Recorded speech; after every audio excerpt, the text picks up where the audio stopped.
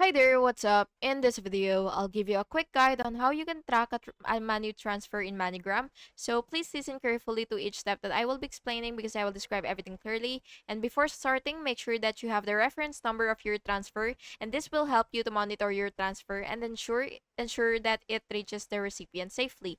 So once you log into your MoneyGram account, what you will do is you will go basically to your manage transactions or track transfer, and then what you will have to do is enter the reference number provided when you send the money, or the reference number and then the sender's last name. And then what you will have to do is to review the transfer status.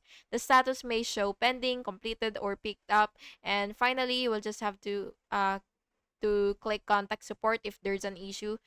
So you will basically go to help and then click contact us, and then yeah, if there's an issue, you can just contact their support anytime and use the reference number to verify with customer service.